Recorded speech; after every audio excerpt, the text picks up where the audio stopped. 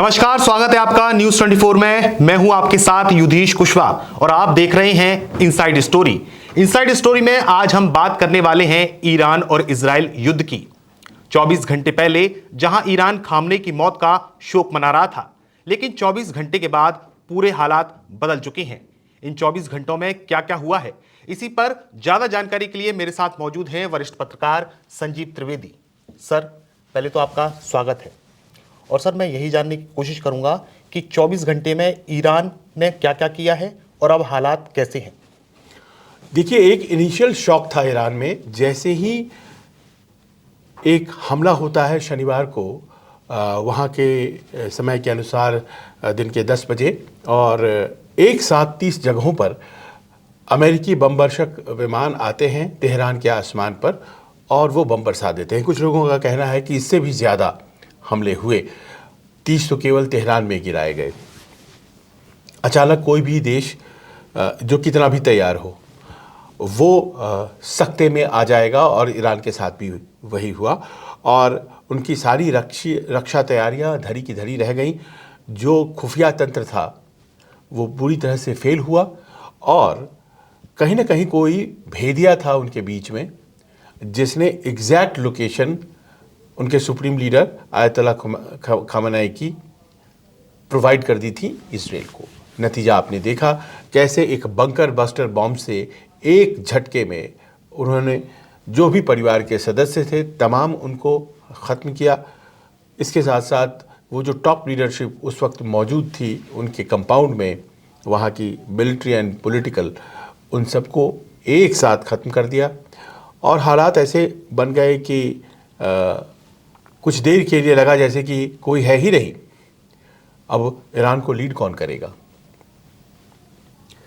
इन परिस्थितियों के बीच और इस उहापोह के बीच कि खामेनेई जिंदा हैं या नहीं, अगले कुछ घंटे बीते, और इस बात को डिक्लेयर करने के पहले ही इजराइल का खुफिया तंत्र इतना मजबूत था कि उसे ये बात पता लग गई कि आयतुल्ला खामेनेई की मौत हो चुकी है। अब और भी विकट स्थिति थी, क्योंकि ये बात दुश्मन को अगर पता लग जाए कि नेतृत्व करता ही नहीं रहा तो उसके हौसले और बुलंद हो जाते हैं। अगले दिन से पहले ही ईरान ने अपने तरीके से इस बात को सार्वजनिक कर दिया कि खामेनेई नहीं रहे। लेकिन वो जो उन्होंने 5-6 घंटे लिए इस बात को डिक्लेयर करने में, उस दौरान उन्होंने वो तमाम व्यवस्था को एक्टिवेट किया जो इस तरह की परिस्थितियों के लिए पहले से सोच करके रखा गया था। यानी कि ईरान सर पहले से तैयार था ऐसी परिस्थितियों के लिए। बिल्कुल, उनके यहाँ जैसे वसीयत बनाया जाता है, ठीक उसी प्रकार एक वसीयत तैयार थी कि अगर ये टॉप लीडरशिप जाती है तो सेकेंड लाइन ऑफ लीडरशिप कौन है जो टेक ओवर करेगी, और कितने घंटों के भीतर चेन ऑफ कमांड कैसे इस्टेब्लिश हो जाएगा। उसी का नतीजा था कि शनिवार के बाद रविवार आते आते अचानक से देखा यह गया कि एक 24 घंटे के पूरे साइकिल में ईरान ने जो जवाबी पलटवार किया वो ज़बरदस्त था। अमेरिका की ताकत, इजराइल की तेज़ी और उसकी ताकत और उसके खुफिया तंत्र का कोई मुकाबला नहीं है। इस बात को दुनिया में उनके दुश्मन भी मानते हैं कि मोसाद की तरह का खुफिया तंत्र किसी के पास नहीं है, और अमेरिकन माइट जो है, फौजी ताकत, सैन्य शक्ति, वो किसी और के पास नहीं है। उसके सामने ईरान को खड़ा होना था। उन्होंने अपने तमाम सेकेंड लाइन के लीडरशिप को संगठित किया। एकमात्र नेता जो खामेनेई के दौर के जिंदा रह गए हैं उनका नाम है अली लारिजानी, जो कि वहाँ की सिक्योरिटी काउंसिल है, नेशनल सिक्योरिटी काउंसिल, रक्षा परिषद, उसके अध्यक्ष हैं। कमान उनके हाथ में गई। दो चीज़ें थी, एक तो कि किस तरह से उस जगह को भरा जाए, आयतुल्ला खामेनेई के सुप्रीम लीडर के जो पद को भरा जाए। दूसरी कि किस तरह से ये रिग्रुप किया जाए फोर्सेस को, ताकि बाकायदा जवाब दिया जा सके। और इस बात को सुनिश्चित करने के लिए एक ट्रांजिशन कमेटी बना दी गई और उन्हें कहा गया कि आप अगला नेता चुनिए, सुप्रीम लीडर जो होने जा रहा है, और उस काम को वहीं छोड़ करके जो सैन्य जवाबी तैयारियां थी उस पर ज़बरदस्त फोकस किया गया। और आप ये समझिए युधीश की उस प्लान का नतीजा था कि आज की तारीख में बैकफुट पर अमेरिका नज़र आ रहा है, फ्रंट फुट पर इस वक्त ईरान नज़र आ रहा है। सर, जो कुवैत में 3 अमेरिका के जो विमान गिरे हैं उस पर सर क्या अपडेट है? देखिए, ऐसा है कि ईरान ने एक प्लान बनाया। उन्होंने इस बात को बाकायदा महसूस किया कि अमेरिका बड़ी तैयारी के साथ इस क्षेत्र में आया हुआ है।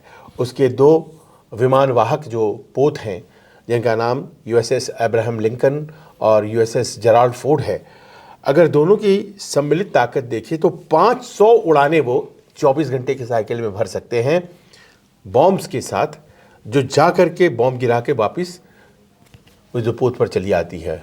दोनों की सम्मिलित शक्ति आप सोचें, एक को इन्होंने दक्षिण पूर्व एशिया से बुलवाया और दूसरे को उन्होंने कैरेबियन सागर से बुलाया।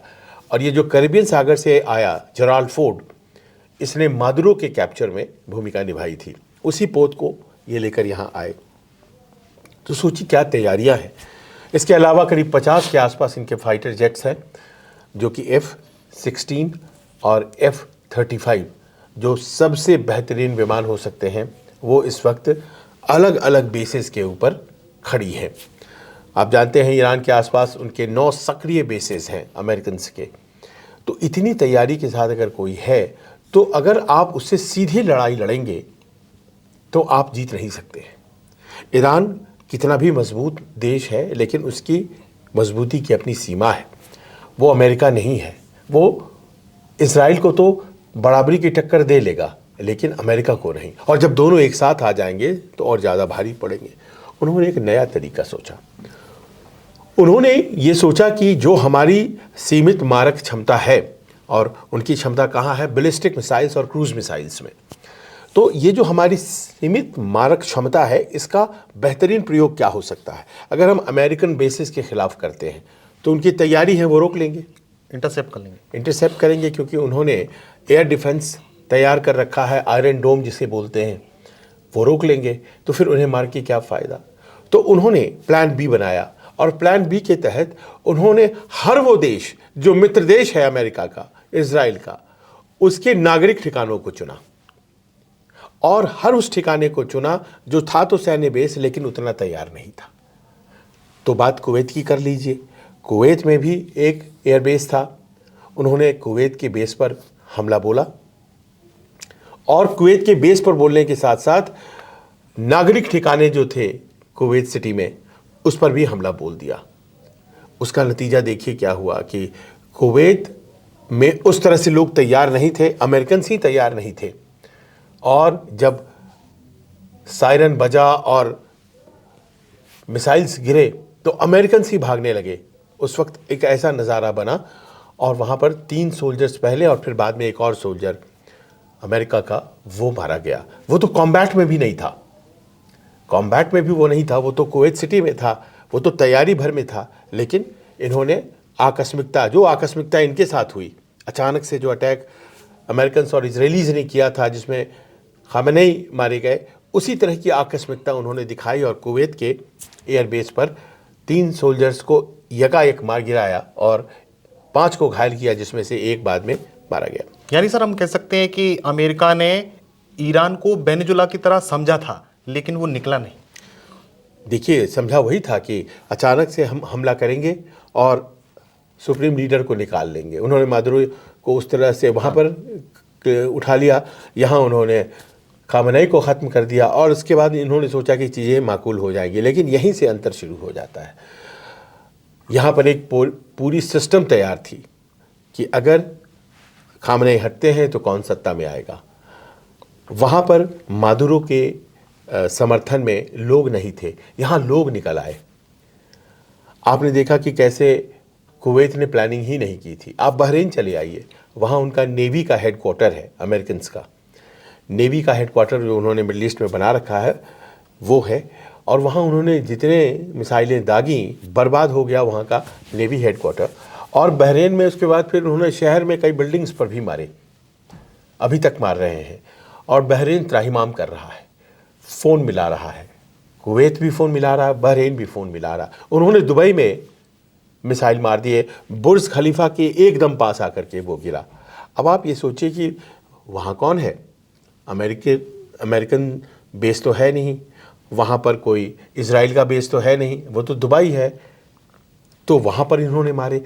उसके मारने से क्या हुआ कि वो यूनाइटेड अरब एमिरेट्स वाले वो फ़ोन करना शुरू अमेरिकन को कि सर क्या हो रहा है, ये हमने तो कभी सोचा नहीं था, हम तो आपके समर्थक हैं, मार हम खा रहे हैं। और एक तरह का प्रेशर बनना शुरू हो गया है। उन्होंने जॉर्डन में मारा, अम्मान में, इसी तरह से अबू धाबी में, उन्होंने कतर में, ओमान में, मस्कट में, जहाँ जहाँ अमेरिका के मित्र हैं उन सब जगहों पर इन्होंने दागे। और जैसे जंग और प्यार में सब जायज़ है, उन्होंने कहा कि हम नागरिक ठिकानों पर भी मारेंगे। सर मेरा एक आखिरी सवाल और है कि इस पर चाइना और रशिया क्या बैकडोर से ईरान को समर्थन दे सकते हैं?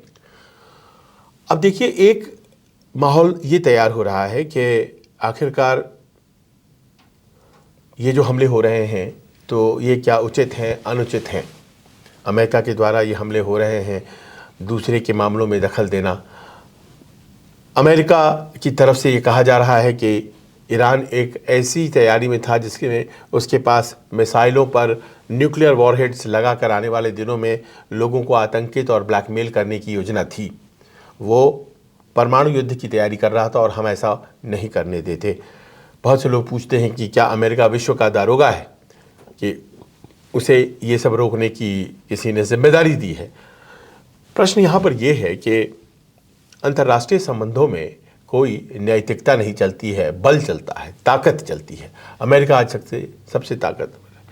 मिडल ईस्ट के तमाम वो देश जो कि आज अमेरिका के साथी हैं, पहले उन्होंने अमेरिका को सरेंडर किया है। अमेरिका ने उनकी ज़मीन पर अपने आर्मी बेसेस बनाए हैं। वो अमेरिका की सुरक्षा में अपने आप को महफूज मानते हैं। लेकिन आज ईरान ने ये तय कर दिया है कि अमेरिका की वजह से तुम सुरक्षित नहीं हो, तुम असुरक्षित हो। जहाँ जहाँ अमेरिका के बेसेस नहीं हैं वहाँ वहाँ ईरान के मिसाइल नहीं जा रहे हैं, और जहाँ जहाँ हैं वहाँ वहाँ जा रहे हैं। तो अमेरिकन का होना आज खतरे की स्थिति बन गई है। मिडल ईस्ट को एक संदेश उन्होंने ये दे दिया है। रहा सवाल चाइना और रूस का, देखिए रूस तो एक युद्ध में पहले ही से फंसा हुआ है। उसकी अपनी स्थिति ऐसी नहीं है कि वो खुल करके समर्थन में आए और बंदूकें लेकर के उसके सोल्जर्स जो हैं वो तैयार हो जाए ईरान की तरफ से लड़ने के लिए। ऐसी स्थिति तो उसकी है नहीं। और चीन व्यापारी है, ज़बानी जमा खर्च उससे करवा लीजिए आप, जितनी भी समर्थन दे देगा वो उसके। आज विदेश मंत्री ने रूस के विदेश मंत्री से बात की और माहौल बनाया गया कि हम दोनों बड़े नाराज़ हैं। अरे नाराज़ अगर हैं तो फिर दिखना भी तो चाहिए। वो नाराज़गी दिखती नहीं है, बस यूनाइटेड नेशन में चले जाते हैं। आप ही बताइए यूनाइटेड नेशन की क्या वक़्त रह गई? उसकी अमेरिका से ही तो यूनाइटेड नेशन है, और आप यूनाइटेड नेशन में जाके अमेरिका के खिलाफ बात कर लोगे तो क्या हासिल होना है? कुछ नहीं होना है। तो इन दोनों देशों की अपनी मौजूदगी ठीक है, वो है, लेकिन लड़ना अकेले ईरान को ही है। ईरान के पास सीमित क्षमता है, उसने प्लान बी तैयार किया है। वो जितने भी मित्र देशों को मार रहा है उसके पीछे there is a method behind madness. इस पागलपन में भी एक प्लान है, और वो ये है कि जितना इन लोगों को मारा जाएगा जो कि युद्ध में सीधे लोग नहीं जुड़े हुए हैं, उतना प्रेशर ये देश अमेरिका पर बनाएंगे कि हम तो तुम्हारे दोस्त हैं, हमें बचाओ भैया। उनके पास कोई आयरन डोम नहीं है, कोई एयर डिफेंस तो है नहीं। जहाँ मन कर रहा है वो वहाँ गोले मार रहा है, और उसके गोले सिविलियन आबादी में गिर रहे हैं, त्राहिमाम मच रहा है। तो एक तो ये प्रेशर क्रिएट हो रहा है। दूसरा प्रेशर ये है कि अभी 4 सोल्जर्स मारे गए हैं। हर बीतते वक्त के साथ अमेरिकन कैजुअल्टीज़ बढ़ेंगी। खुद ट्रंप साहब ने कहा है कि कुछ और लोग मरेंगे, हमें उसके लिए तैयार रहना है। लेकिन वहाँ एक भी मौत होती है तो त्राहिमाम मच जाता है अमेरिकन सोल्जर का। कहने लगे हैं लोग अभी से, हमारा युद्ध नहीं है, क्यों हमें लड़वा रहे हो, हमें क्या इससे हासिल होना है? आप तो ये कह के आए थे कि युद्ध में हमें जाना नहीं है, फिर आप ही हमें युद्ध में कैसे खींच रहे हो? नोबेल पीस प्राइज पाना चाहते हो और युद्ध के बाद युद्ध करते चले जाते हो। कभी आपने मादुरो को पकड़ लिया, कभी कोलंबिया में अल्पेंचो को पकड़ लिया, कभी यहाँ आकर के आपने ये खामनाई इन्हें पकड़ लिया। आप चाहते क्या हो? हर महीने किसी न किसी को पकड़ रहे हो। ये विरोध भी शुरू हो गया है। तो एक प्रेशर उनके ऊपर बन रहा है। यही प्रेशर अल्टीमेटली उनको बातचीत की मेज पर लेके जाएगा। ईरान ने बहुत कैलकुलेट कर लिया है कि अगर मैं सीधा लड़ता हूं तो ये मुझे हरा देंगे, लेकिन अगर मैं ये खेल खेलता हूं, इनके सहयोगियों को पीटता हूं, इनके सहयोगी जाकर के बोलेंगे कि साहब आप कुछ सुलह करिए जल्दी, वरना हमारी हालत ख़राब हो जानी है। और इस गेम प्लान में अभी कम से कम वो सफल होता दिख रहा है, बाजी पलटता दिख रहा है। धन्यवाद सर इस चर्चा के लिए। तो बाजी पलटती दिख रही है। दर्शकों, आपको ये बातचीत कैसी लगी, आप हमें कमेंट बॉक्स में ज़रूर बताएं। तब तक के लिए दीजिए हमें इजाज़त। नमस्कार।